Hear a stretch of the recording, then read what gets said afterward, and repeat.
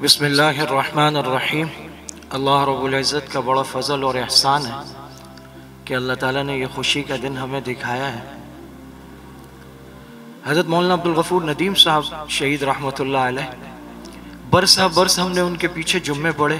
حضرت ابھی مسجد میں آئے نہیں ہوتے تھے کہ ہم یہاں پہلے سے آدھا گھنٹہ پہلے آ کے یہاں بیٹھ جاتے تھے۔ خطابت کسے کہتے ہیں، شعر کیسے پڑھا جاتا ہے، مقدمہ کیسے باندھتے ہیں، تقریر میں اٹھان کیسے آتی ہے، پھر اس کا وہ اختتامیہ جو ساری بات کو سمیٹ دیتا ہے اور وہ پورا ہفتہ یوں کر کے دماغ میں گونجتی رہتی تھی تقریر، تو یہ تو ہم نے اوائل عمری میں ان کو دیکھا۔ اب مولانا عبدالغفور ندیم صاحب اس مسجد میں امام اور خطیب تھے، تو ان کو کوئی اور مسجد ملتی ہی نہیں تھی، نہ وہ بیچارے کہیں جا سکتے تھے، ان کی مجبوری تھی۔ وہ ایک ایسی مسجد میں پھنسے ہوئے تھے جہاں سے نکلتے وقت بھی جان کا خطرہ تھا، واپس آتے وقت بھی جان کا خطرہ تھا، حتیٰ کہ مسجد کے اندر بھی جان کا خطرہ تھا۔ اسی مسجد سے 17 لاشیں ایک وقت میں اٹھائی گئی۔ اچھا، پھر یہ ہے کہ چلو سال 2 سال 3 سال بعد آدمی کے بچے ہوتے ہیں، آدمی کو احساس ہوتا ہے کہ یار یہ میں کہاں پھنس گیا ہوں، دین کا کام ہے، میں باہر رہ کے بھی کر لوں گا۔ وہ دور کراچی میں ایک دور تھا، ایک نام تھا مرکز صدیق اکبر کا، اور کبھی ادھر دھماکہ، کبھی وہاں گولیاں، کبھی یہاں لاش، گرفتاریاں، چھاپے، لیکن وہ آدمی یہاں ڈٹا رہا، حتیٰ کہ اس نے اپنا خون دے دیا۔ یہ وہ ایک بات ہے جو سعد کو سوچنی چاہیے کہ اس کے ابا کا خون کیوں گیا۔ اس کے ابا تو ایک بہترین خطیب تھے نا، کسی بھی مسجد میں جا کے خطابت کر لیتے، وہ سپاہ کے اسٹیج پر کہیں بھی گونجتے رہتے، انہیں تو ہر جگہ ویلکم تھا۔ وہ آدمی جان ہتھیلی پہ رکھ کے یہاں کیوں رہا؟ کیونکہ اس کے سامنے ایک مشن تھا، ایک نظریہ تھا، ایک کاز تھا، اس پر انہوں نے جان دی۔ جن دنوں حضرت کی شہادت ہوئی، یہ واقعہ ہوا سارا، میرے والد صاحب کو عرق النساء تھا۔ میرے والد صاحب کی کبھی حضرت فاروقی صاحب دامت برکاتہم بیٹھے ہیں، تو ہم جب حضرت فاروقی کہتے ہیں تو ہمیں مولانا ضیاء الرحمن فاروقی یاد آ جاتے ہیں۔ حضرت بیٹھے ہیں، اس بات کے گواہ ہیں، مطلب 20 سال میں ان کی تہجد نہیں چھوٹتی تھی، نماز تو بہت دور کی بات ہے۔ عرق النساء تھا والد صاحب کو، تو نماز کا ادھر اذان شروع ہوتی تھی، ادھر وہ رونا شروع ہو جاتا ہے، داڑھے مار کے روتے تھے۔ اب بیٹا باپ کو روتا ہوا دیکھے نا تو مر جاتا ہے کہ ابو کیوں رو؟ کہ میں سجدہ نہیں کر سکتا، اللہ نے مجھ سے سجدہ چھین لیا، میرے اللہ مجھ سے ناراض ہو گئے۔ مطلب ایسا، یہ وہ دن تھے۔ حضرت کے جنازے پر ہم بہت مشکل سے انہیں لائے، اور یہاں روڈ پر ایک جگہ ویسے میرے سہارے کھڑے ہو کے انہوں نے جنازہ پڑھا، واپس چلے۔ شام کو مجھے یہاں سے خبر آئی کہ یار قبر سے خوشبو پھوٹ رہی ہے، تو میں آیا۔ جب میں آیا تو میں ان معاملوں میں نا تھوڑا سا بے یقین سا ہلکا آدمی ہوں تھوڑا، تو مفتی ذیشان شہید اور دوسرے لڑکے بیٹھے تھے۔ میں نے کہا آپ لوگوں نے خوشبو ڈالی ہے، تو اللہ خوش رکھے سپاہ کے لڑکوں کو، ان کو اور تو کچھ آتا نہیں، وہ کہتے ہیں بہن تیری وہ ایک دم اس نے کہا یار یہ ہمارے مفتی صاحب ہیں یہ، تو اس نے کہا مفتی صاحب اللہ کی قسم یہ کافور ڈالا، کافور کے علاوہ کچھ نہیں ڈالا۔ اچھا، وہ خوشبو مجھے پتا تھی 2005 میں جب میرے والد پہ حملہ ہوا اور میرے ایک بھائی شہید ہو گئے تھے، اس میں وہ خوشبو ہم نے اس وقت گاڑی سے اور ان کے کپڑوں سے سونگی تھی۔ اس سے پہلے ایک لڑکا عظیم ہمارے مدرسے کا شہید ہوا تھا، تب بھی سونگی تھی۔ ایک لڑکا مدرسے کا شہید ہوا تھا شمس الرحمان، تب بھی۔ اور یہ آپ سب کو پتا ہوگا، شہداء والی خوشبو ایک ہی خوشبو ہوتی ہے، وہ الگ الگ نہیں ہوتی، وہ ایک ہی خوشبو ہے وہ۔ لیکن میرے دل میں پھر بھی کچھ تھا، اس کی وجہ میں نے اس آدمی کے پیچھے 10 سال مطلب جمعے پڑے تھے۔ ہم نے اس مشن پہ اپنی مطلب دن رات کھپائے تھے۔ ہم مطلب درس نظامی میں 2 دفعہ ایک درجے میں فیل ہو گئے، سپہ صاحبہ۔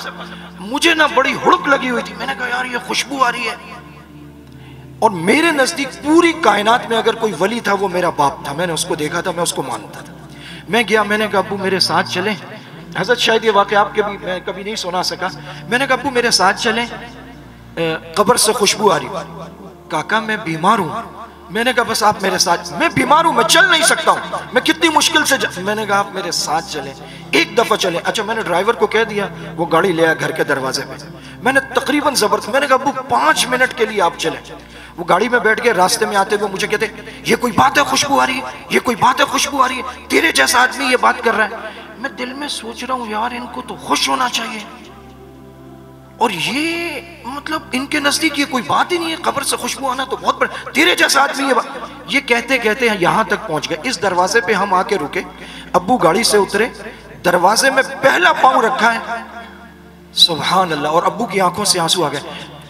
دوسرا قدم اٹھایا ہوگا، مجھے کہتے کاکا یہ قبر کی خوشبو ہے، یہ اصل خوشبو ہے۔ میں نے پکڑا، میں نے کہا بس چلیں، میرا کام ہو گیا۔ مجھے تسلی ہو گئی کہ ہم جس مشن پر ہیں نا، اس مشن میں قبروں سے خوشبو آتی ہے، بات ختم ہو گئی، میری تسلی ہو گئی۔ میں نے کہا ابو چلیں، کہ نہیں اب ایسے کیسے چلیں گے، اب قبر پہ جائیں گے۔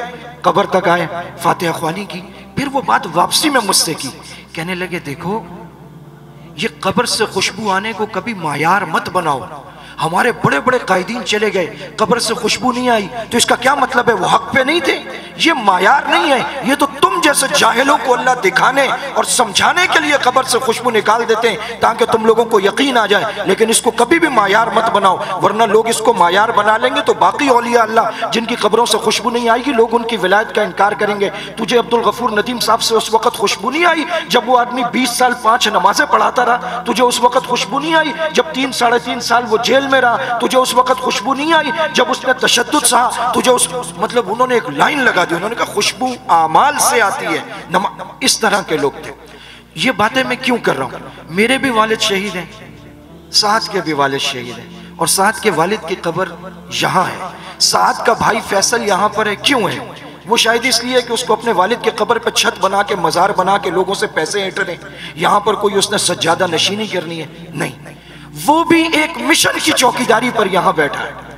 اب آخری بات کرتا ہوں، آپ کے نام کے ساتھ یہاں پیچھے بینر پہ لکھا ہے صاحبزادہ، وہ لکھا ہے محبت اور پیار سے لکھا ہے، لیکن آپ واقعی صاحبزادے ہو یا نہیں، اب آپ نے اپنے کردار سے ثابت کرنا ہے۔ اللہ تعالیٰ نے آپ کو صلاحیت دی، آپ بہت خوبصورت لکھتے ہیں، میں نے آپ کی تحریریں پڑھی ہیں، لیکن خدا کی قسم صلاحیت کو اللہ نے پر نہیں لگائے۔ میرے ابو مجھے بار بار کہتے تھے، کہتے کاکا قابلیت کچھ نہیں ہوتی، قبولیت سب کچھ ہوتی ہے۔ تو اب انہوں نے اپنے والد کے نقش قدم پہ چلنا ہے، اس مشن اور نظریے کو سامنے رکھا ہے جس پر ان کے والد نے، ہمارے والد نے اور سینکڑوں اور ہزاروں شہداء نے ملک بھر میں قربانی دی ہے۔ اس مشن کو سامنے رکھنا ہے۔ اللہ تعالیٰ نے جو قد کاٹ آپ کو دیا، آپ کو دیکھ کے لگتا ہے کہ آپ ایک ببر شیر ہیں، تو دل خوش ہو ہمارا کہ 4-5 سال کے بعد ہم جہاں جائیں ہم سنیں کہ شیر اسلام، اسلام کا ببر شیر، صحابہ کے دفاع کا ببر شیر، اور آپ وہاں پر بات کر رہے ہو اور آپ کے کردار سے خوشبو آ رہی ہو جیسے آپ کے والد کے کردار سے خوشبو آتی تھی، آپ کے لکھنے کی صلاحیت کام کر رہی ہو، اور وہ ایک ہی چیز ہے، اس کا نام ہے تقوی۔ خدا کی قسم آدمی پڑھا لکھا ہو، جاہل ہو، دیہات میں ہو، شہر میں ہو، اگر اس نے مشہور ہونا ہے یا اس نے اللہ کی بارگاہ میں مقبول ہونا، اور جو اللہ کی بارگاہ میں مقبول ہوتا ہے پھر مخلوق میں تو اس کی قابلیت اور مقبولیت پھیل ہی جاتی ہے، ایک ہی طریقہ ہے، وہ تقوی ہے۔ اگر ایک آدمی یہ سوچتا ہے میں چھپ کے گناہ کر لوں گا، وہ سب کچھ کر لے گا لیکن اس کے کام میں کبھی برکت نہیں ہوگی۔ تقوی کو اللہ نے پر رکھے، اور آپ کے والد صاحب متقی تھے۔ عالم ہونا، اس سال 29,000 فارغ ہوئے، لیکن 29,000 میں 29 بھی پورے متقیوں، خدا کی قسم یہ بہت بڑی بات ہے۔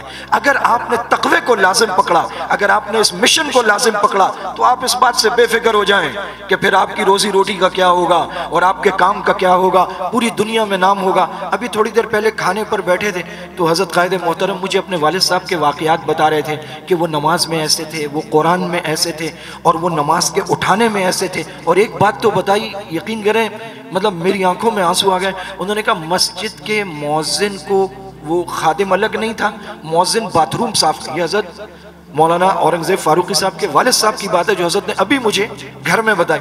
فرمایا مسجد کا مؤذن باتھ روم صاف کرتا، اس کو روک دیا، اس کو بولا نہیں تیرے سینے میں قرآن ہے، تو نہیں کر، یہ میں کروں گا، اور پابندی سے مسجد کے باتھ روم صاف کرتے تھے۔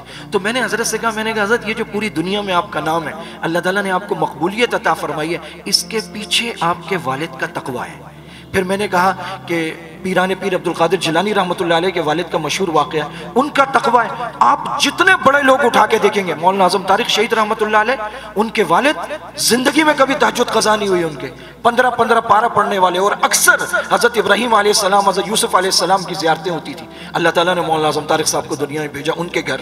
تو آگے بڑھنے کے لیے ایک خاص چیز وہ یہ بھی ہوتی ہے کہ آپ کا والد متقی ہو، اس نے آپ کو حلال کھلایا ہو، اس کے بغیر بھی ہوتا ہے، لیکن پھر تو آپ کی اڑان ایسے ہوتی ہے جیسے جیٹ جا رہا ہو آسمان کی طرف۔ سعد نسیم کو یہ بھی حاصل ہے کہ اس کا والد متقی تھا، اس نے اسے حلال کھلایا ہے، اور وہ عالم تھا، مبلغ تھا، صحیح مشن اور نظریے پر تھا، اور سب سے بڑی بات وہ شہید ہو گئے۔ سعد اگر اڑنا چاہے، اللہ تعالیٰ نے اس کو علم بھی دے دیا، جوانی بھی دے دی، اور پیچھے جو پاور انجن لگتے ہیں وہ سب اس کے پاس ہے، اب اڑان اس کے ہاتھ میں۔ اور سب سے بڑی بات، قائدین کی سرپرستی، ساتھیوں دوستوں کی دعائیں، گھر والوں کی دعائیں، محبتیں سب اس کے ساتھ ہیں۔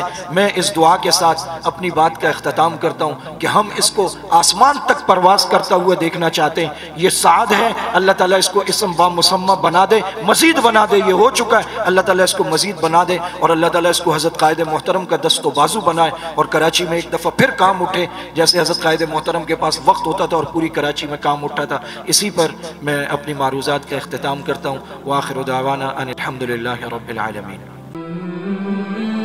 علماء اکرام کے نیو بیانات سننے کے لیے آپ ہمارے فیس بک پیج کو لائک کریں